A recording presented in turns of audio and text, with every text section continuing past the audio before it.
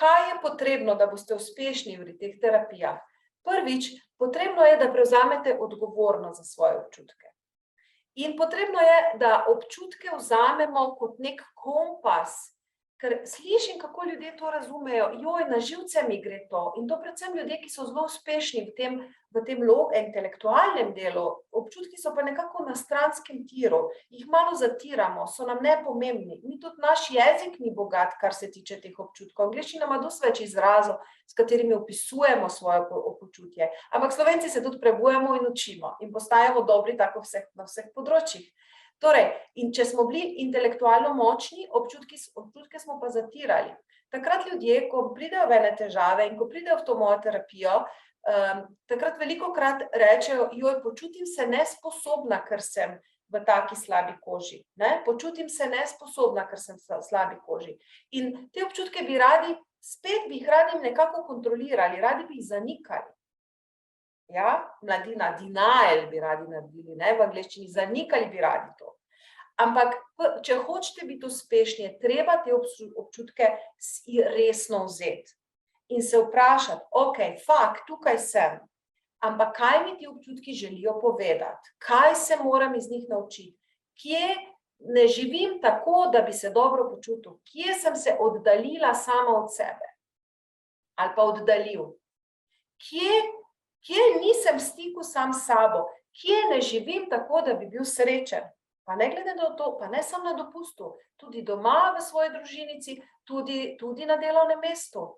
Ves čas in vse povsod se moramo truditi, da smo srečni. To bi morala biti naša glavna naloga. In kadar mi to zanikamo in se pretvarjamo, ja, vse je v redu, vse je dovolj plača, ki jo dobim, vse je dovolj povišica, ki jo dobim, vse je dovolj, ne vem, da imam hišo, družino, psa, ženo, ne vem, prijatelje, ni dovolj. Pred desetletji, generacije pred nami je bilo to dovolj, za nas pa ni dovolj. Ja? Razvija se evolucija zemlje, evolucija ljudi, za nas je pa pomembno, da svoje občutke vzamemo kot pomembne in kot kompas, ne nekaj, kar bom jaz rekel, zdaj se pa ne smem slabo počutiti. Če pa mi celo telo drgeta, če mi celo telo nori, dan sem imela eno mlado damo, lušno, punco, simpatično, a drgetalo je celo telo. A v medijih je ona največja zvezdica, a njeno telo en samo drgetanje. Zakaj? Ker smo samo na zunaj živeli in zdaj je prišel čas, da živimo tudi na noter. Tako da prva stvar, ki jo boste morali narediti tukaj v tej terapiji, da boste resno vzeli svoje občutke.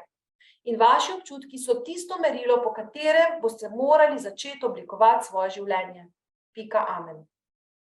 Ne tako, kot jaz rečem, ne tako, kot šef reče, ne tako, kot žena reče ali pa otrok, ampak tako, kot mi moja narava, kot mi moje telo govori.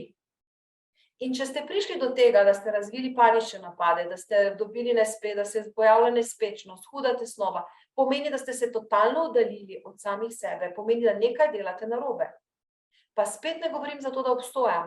Govorim zato, da boste razumeli, da so občutki tu zato, da smo prijatelji z njimi.